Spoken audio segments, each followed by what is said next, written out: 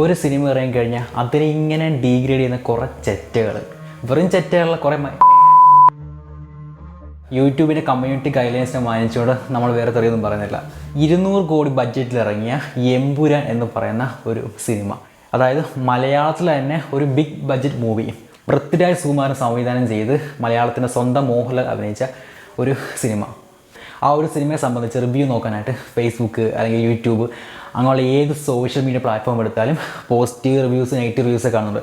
പക്ഷേ അതിനകത്ത് പോലും ശരിക്കും അത് ഒരു കാര്യമില്ലാണ്ട് നെഗറ്റീവ് റിവ്യൂസ് കിട്ടും. അതുപോലെ തന്നെ ആ ഒരു സിനിമയുടെ പേരിൽ വർഗീയത വരെ പറയുന്ന ചില അലബലാതി ചെറ്റകളുണ്ട്.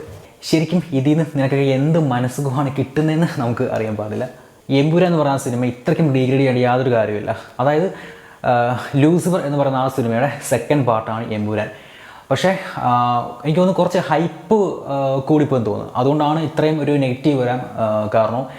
എന്നാൽ ഒരു പക്ഷേ ആ ഒരു മൂവി ശരിക്കും നല്ല അടിപൊളി മേക്കിംഗ് ആണ് ചെയ്തേക്കുന്നത്. കാരണം ഒരു വേറൊരു തലത്തിലേക്കാണ് മലയാള സിനിമയെ പൃഥ്വിരാജ് കൊണ്ടുവച്ചേക്കുന്നത്. പിന്നെ ഈ ഹൈപ്പ് കൂടിയതിൽ ഒരു ചെറിയൊരു പ്രശ്നം ഉള്ളതായിട്ട് തോന്നുന്നുണ്ട്. പിന്നെ കഥ കൊണ്ടാണെങ്കിലും മേക്കിംഗ് കൊണ്ടാണെങ്കിലും അത്രയ്ക്ക് വലിയ ബോറൊന്നുമില്ല. ഇതീ പറയുന്നത് ഈ പടം കണ്ടിട്ടും കാണാതെയും ചുമ്മാ കടന്നുകൊണ്ട് തൊലിഞ്ഞ ഡയലോഗ് അടിക്കുന്നവന്മാർ തന്നെയാണ് ഈ പറയുന്നത്. കാരണം ഈ ഒരു മൂവി അത്രയ്ക്കും ഡീഗ്രേഡ് ചെയ്യേണ്ട ഒരു മൂവിയെ അല്ല. നമ്മുടെ ലാലേട്ടന് സ്ക്രീൻ പ്രസൻസ് ഉണ്ടെങ്കിൽ പോലും ഡയലോഗ്സ് കുറവാണെന്ന് ആൾക്കാർ പറഞ്ഞ കണ്ടു കാണാമായിരിക്കുമല്ലോ. എന്തായാലും ഈ ഒരു മൂവിയുടെ ഒരു കാര്യം ഞാൻ ഇവിടെ പറഞ്ഞ് വെറുതെ ഒന്നും സ്പോയിലാക്കുന്നില്ല. അപ്പോൾ എന്തായാലും ഈ ഒരു മൂവി നിങ്ങൾ കാണുകയാണെന്നുണ്ടെങ്കിൽ സത്യം പറയാമല്ലോ, ഒരു കാരണവശാലും ഒരൊറ്റ ഒരുത്തൻ്റെയും റിവ്യൂസ് കാണാതെ നിങ്ങളുടെ കയ്യിൽ പൈസ മുടക്കി നിങ്ങൾ പോയി നിങ്ങളുടെ ഇഷ്ടപ്രകാരം കാണുന്നത് തന്നെയാണ് നല്ലത്. അതല്ലേ നിങ്ങൾ റിവ്യൂസ് നോക്കുവാണെങ്കിൽ ഒരൊറ്റ റിവ്യൂവിൻ്റെ കമൻറ്റ് ബോക്സ് നോക്കാത്ത നല്ലത്. കാരണം ഏത് കമൻറ്റ്സ് ഓപ്പൺ ചെയ്താലും ഏതെങ്കിലും വേട്ടവാളിയന്മാർ എന്തെങ്കിലും നെഗറ്റീവ് അവിടെ കൊണ്ടിട്ടുണ്ടായിരിക്കാം.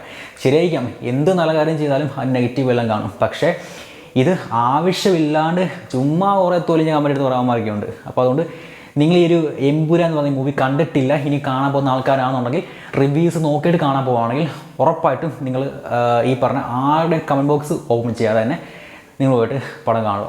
പക്ഷെ ഉള്ള കാര്യം പറയാമല്ലോ, നല്ല അടിപൊളി മൂവിയാണ്. അതായത് ഈ ഒരു മലയാള ഇൻഡസ്ട്രിയിൽ ഈ പറഞ്ഞ പോലെ ഇത്രയും ഒരു 200 കോടി ബഡ്ജറ്റിൽ ഇറങ്ങിയ ഈ ഒരു മൂവി എന്തായാലും വെറുതെ ആയിട്ടില്ല.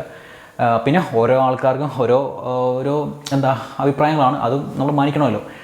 അപ്പോൾ എന്തായാലും കണ്ടിട്ട് നിങ്ങളതിനെ തീരുമാനിക്കാം പടം നല്ലതാണോ അല്ലയോ എന്ന്.